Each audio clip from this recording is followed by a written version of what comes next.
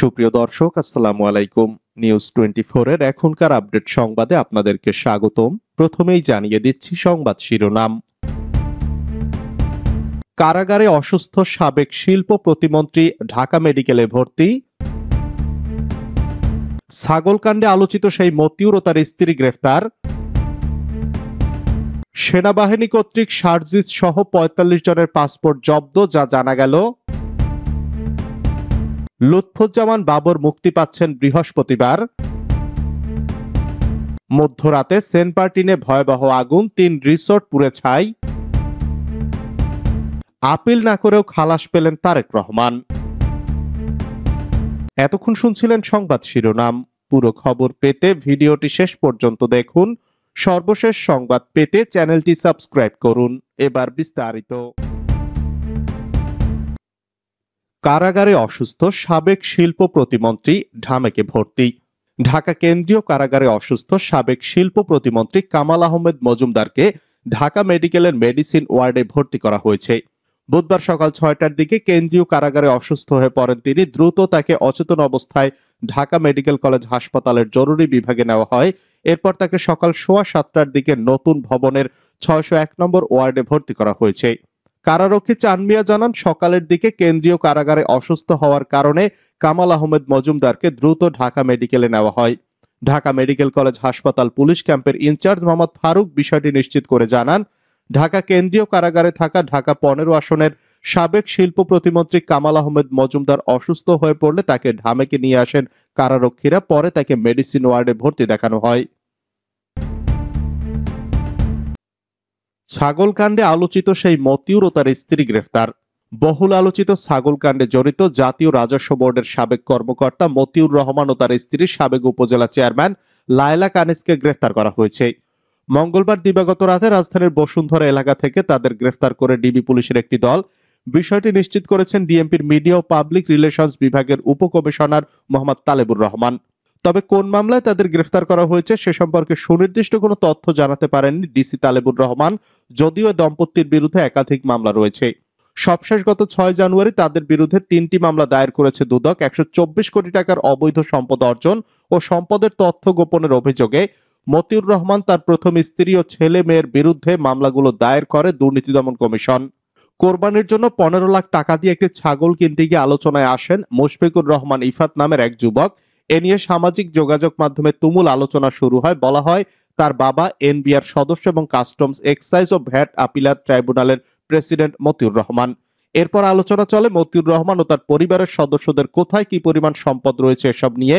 এসব আলোচনার মধ্যে একের পর এক বেরিয়ে আসতে থাকে মতিউর পরিবারের বিপুল বিত্ত বৈভবের চাঞ্চল্যকর তথ্য। শারজিৎ সহ ৪৫ জনের পাসপোর্ট জব্দের বিষয়টি ভুয়া। সম্প্রতি শারজিৎ আলম সহ ৪৫ জনের পাসপোর্ট জব্দ করেছে সেনাবাহিনী। তারা ইউরোপে যাওয়ার প্রস্তুতি নিচ্ছিলেন শীর্ষক একটি তথ্য সামাজিক যোগাযোগ মাধ্যমে ছড়িয়ে পড়েছে। এতে দাবি করা হয়েছে, জাতীয় নাগরিক কমিটির মুখ্য সংগঠক ও জুলাই শহীদ স্মৃতি ফাউন্ডেশনের সাধারণ সম্পাদক শারজিৎ আলম সহ ৪৫ জন ব্যক্তির পাসপোর্ট জব্দ করেছে সেনাবাহিনী। তবে দাবিটি সঠিক নয় বলে জানিয়েছে রিউমার স্ক্যানার। রিউমার স্ক্যানার জানায়, শারজিৎ আলম সহ ৪৫ জনের পাসপোর্ট জব্দ করেছে সেনাবাহিনী শীর্ষক দাবিটি সঠিক নয়, বরং কোনো তথ্য প্রমাণ ছাড়াই আলোচিত দাবিটি প্রচার করা হচ্ছে। এছাড়া সেনাবাহিনীর পক্ষ থেকে দাবিটি মিথ্যা বলে নিশ্চিত করা হয়েছে।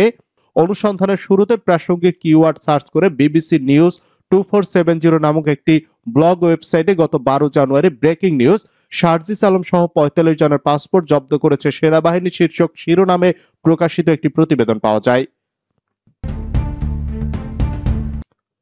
লুৎফুজ্জামান বাবর মুক্তি পাচ্ছেন আজ বৃহস্পতিবার। আলোচিত ১০ ট্রাক অস্ত্র মামলায় যাবজ্জীবন সাজা থেকে খালাস পেয়েছেন বিএনপি নেতা ও সাবেক স্বরাষ্ট্র প্রতিমন্ত্রী লুৎফুজ্জামান বাবর। তার মুক্তিতে এখন আর বাধা নেই। এছাড়া এই মামলায় আরো ৪ জনকে খালাস দিয়েছেন হাইকোর্ট। পাশাপাশি ভারতের বিচ্ছিন্নতাবাদী সংগঠন উলফার সামরিক কমান্ডার পরেশ বড়ুয়া সহ ৫ জনের সাজা কমানো হয়েছে। মঙ্গলবার দুপুরে বিচারপতি মোস্তফা জামান ইসলাম ও বিচারপতি নাসরিন আক্তারের সমন্বয়ে গঠিত হাইকোর্ট বেঞ্চ এ রায় দেন। লুৎফুজ্জামান বাবরের পরিবারের সদস্যরা জানিয়েছেন, আজ বৃহস্পতিবার দুপুর ২টায় ঢাকা কেন্দ্রীয় কারাগার থেকে মুক্তি পাবেন তিনি। মধ্যরাতে সেন্ট মার্টিনে ভয়াবহ আগুন, 3 রিসোর্ট পুড়ে ছাই। কক্সবাজারের টেকনাফ উপজেলার সেন্ট মার্টিন দ্বীপে অগ্নিকাণ্ডের ঘটনা ঘটেছে। এতে অন্তত 3টি রিসোর্ট পুড়ে ছাই হয়ে গেছে, তবে এখনো পর্যন্ত হতাহতের কোনো খবর পাওয়া যায়নি।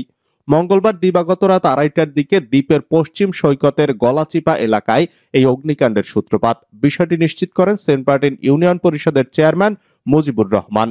তিনি বলেন, মধ্যরাতে সেন্ট মার্টিনে ভয়াবহ আগুনে শাইরি বিচ ভ্যালি ও কিংসুক রিসোর্ট পুড়ে ছাই হয়ে যায়। এই ঘটনায় কোনো পর্যটকে স্থানীয় হতাহত হয়নি। আগুন নিয়ন্ত্রণে আনার জন্য উন্নত মানের কোনো যন্ত্র না থাকায় ক্ষতি বেশি হয়েছে। আপিল না করেও খালাস পেলেন তারেক রহমান।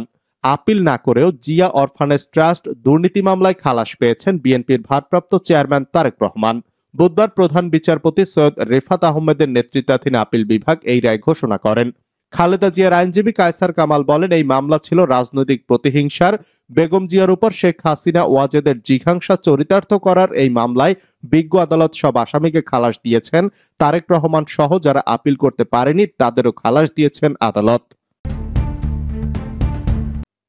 রাজনৈতিক দলগুলোকে বরকতুল্লাহ বুলুর হুঁশিয়ারি। বিএনপির ভাইস চেয়ারম্যান বরকতুল্লাহ বুলু বলেছেন, যেসব রাজনৈতিক দল বিএনপিকে নিয়ে নানা রকম প্রোপাগান্ডা সহ মিথ্যাচারে মেতে উঠেছেন তারা সতর্ক হয়ে যান। রাজপথ কিন্তু বিএনপির দখল এবং আমরা ঐক্যবদ্ধ। কাজে বিএনপিকে নিয়ে ষড়যন্ত্র করতে এলে তাদের রাজনীতির মাধ্যমে প্রতিহত করতে নেতাকর্মীরা প্রস্তুত রয়েছে। মঙ্গলবার বিকেলে শহরের মনিরা ভবনে চাঁদপুর জেলা বিএনপির 15টি ইউনিট নেতাদের সঙ্গে কুমিল্লা বিভাগীয় সাংগঠনিক টিমের মতবিনিময় সভায় এসব কথা বলেন তিনি। বরকতুল্লাহ বুলু বলেন, দীর্ঘ 17 বছর জেল জুলুম, অন্যায় নিপীড়ন, গুম, মামলা ও হাজার হাজার তাজা প্রাণ উৎসর্গের মধ্য দিয়ে এখন পর্যন্ত রাজপথ বিএনপির দখলে রয়েছে। আমাদের 65 লাখ নেতাকর্মীর বিরুদ্ধে মামলা হয়েছে, 2000 নেতাকর্মী নানা সময় গুম হয়েছে, হাজার হাজার মায়ের বুক বিনা অপরাধে খালি হয়েছে। তিনি আরো বলেন, আইন শৃঙ্খলার চরম অবনতি ঘটেছে। নির্বাচিত সরকার ছাড়া এদেশের অবস্থার উন্নতি হবে না। তাই তারেক রহমানের 31 দফার বাইরে এদেশকে এগিয়ে নেওয়া সম্ভব নয়। নির্বাচনের আগে এমন কিছু করা যাবে না যাতে দলের ভাবমূর্তি ক্ষুণ্ণ হয়ে যায়। দখলদারিত্ব ও চাঁদাবাজি করলে বিএনপিতে জায়গা নেই। দ্রুতই জেলা বিএনপির 15টি ইউনিটের বিভিন্ন মেয়াদ উত্তীর্ণ কমিটি পুনর্গঠন করা হবে, তাই এখন থেকেই প্রস্তুতি নিতে হবে। এদিকে টিউলিপের পদত্যাগের পর প্রধান উপদেষ্টার প্রেস উইং এর বিবৃতি। দুর্নীতি ও অনিয়মের অভিযোগে ক্রমবর্ধমান চাপের মুখে যুক্তরাজ্যের ক্ষমতাসীন লেবার সরকারের ইকোনমিক সেক্রেটারির পদ থেকে পদত্যাগ করেছেন টিউলিপ সিদ্দিক। তার পদত্যাগের ঘোষণার পর বিবৃতি দিয়েছে বাংলাদেশের অন্তর্বর্তী সরকারের প্রধান উপদেষ্টার প্রেস উইং। মঙ্গলবার দিবাগত রাত 12:15টার দিকে প্রধান উপদেষ্টার ভেরিফাইড ফেসবুক পেজে করা পোস্টে বলা হয়েছে, জবাবদিহিতা ও ন্যায় বিচারের জন্য অন্তর্বর্তী সরকার প্রতিশ্রুতিবদ্ধ। বাংলাদেশ থেকে পাচার হওয়া অর্থ ফিরিয়ে আনতে বৈশ্বিক অংশীদারদের সঙ্গে কাজ করবে সরকার। বিবৃতিতে আরো বলা হয়, বাংলাদেশের অধিকাংশ নাগরিকের মত ইতোমধ্যেই ব্যক্ত করেছেন প্রধান উপদেষ্টা অধ্যাপক মোহাম্মদ ইউনূস। তিনি বলেছেন, পূর্ববর্তী সরকারের শাসন আমলে বাংলাদেশি তহবিলের সঙ্গে জড়িত সকল সম্পদ চুরির সঙ্গে সংশ্লিষ্ট ব্যক্তিদের ব্যাপারে পুঙ্খানুপুঙ্খভাবে তদন্ত করতে হবে। সেরকম কোন অনিয়মের প্রমাণ দেখলে আশা করি এই সম্পদগুলো বাংলাদেশকে ফেরত দেওয়া হবে, যেগুলোর প্রকৃত মালিক বাংলাদেশেই। এরই মধ্যে প্রধান উপদেষ্টা ডক্টর মোহাম্মদ ইউনূস সানডে টাইমসকে বলেছেন, দুর্নীতির জন্য বাংলাদেশের জনগণের কাছে টিউলিপ সিদ্দিকের ক্ষমা চাওয়া উচিত। বাংলাদেশ থেকে পাচার হওয়া টাকা ফিরিয়ে আনতে আন্তর্জাতিক আইন প্রয়োগকারী সংস্থাগুলোর সঙ্গে কাজ করবে সরকার। যুক্তরাজ্য সহ সব বন্ধুত্বপূর্ণ সরকার এই অপরাধের বিচারের জন্য বাংলাদেশের জনগণের পাশে দাঁড়াবে।